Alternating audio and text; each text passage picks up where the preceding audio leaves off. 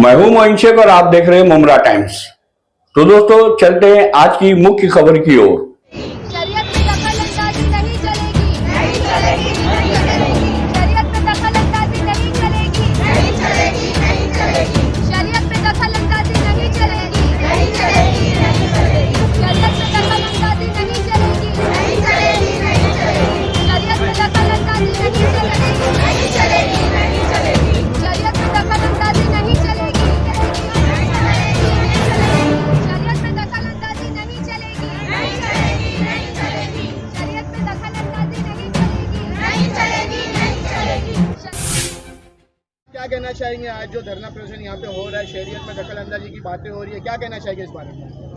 आपको सुनने को मिला होगा आसाम में जो एक्ट है निकाह और तलाक का 1935 उसको रद्द कर दिया गया है और उसमें ऐसा बोला गया है कि वो इसलिए रद्द किया गया है कि चाइल्ड मैरिजेस ना हो।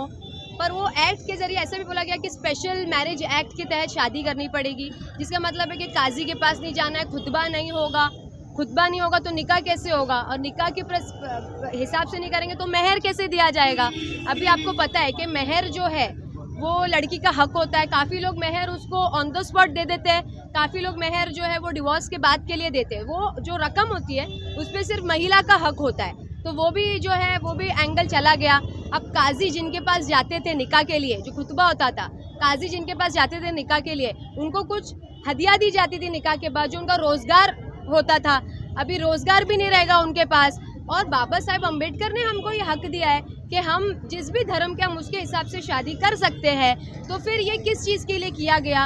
अगर आप चाइल्ड मैरिज बोल रहे हैं, आपकी बात ठीक है कि बाल विवाह नहीं होना चाहिए, बट उसके लिए तो देश में ऑलरेडी दुनिया भर के कानून है। हमको पता है कि चाइल्ड मैरिज एक्ट है जो 1929 में बना है, उसके बाद उसका अमेंडमेंट हुआ, क्योंकि पहले 14 साल लड़की की उम्र थी, 18 साल लड़के की उम्र थी।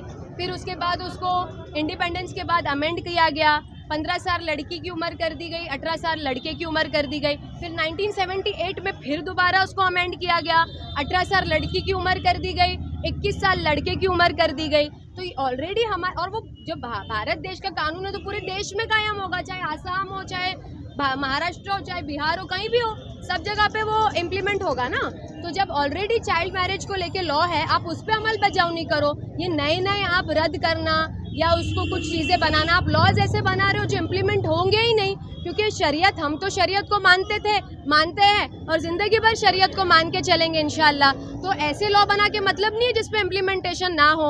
एक सिर्फ आप एक बुक बना के मत रखिए जिस पे आप लॉ बनाए जा रहे हो, रद्द किए जा रहे हो, इम्प्लीमेंटेशन ज़ीरो है, मैन पावर आपके पास है नहीं इम्प्लीमेंट करवाने के लिए लॉज।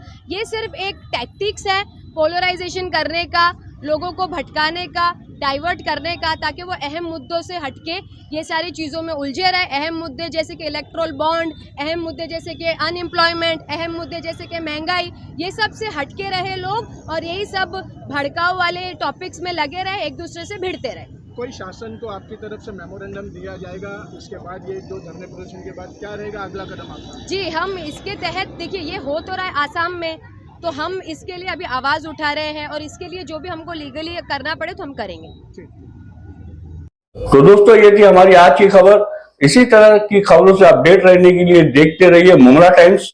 और हाँ दोस्तों, आप हमारी वीडियो को लाइक और शेयर जरूर कीजिए और साथ ही साथ आप हमारे चैनल मुमरा टाइम्स को सब्सक्राइब भी कीजिए।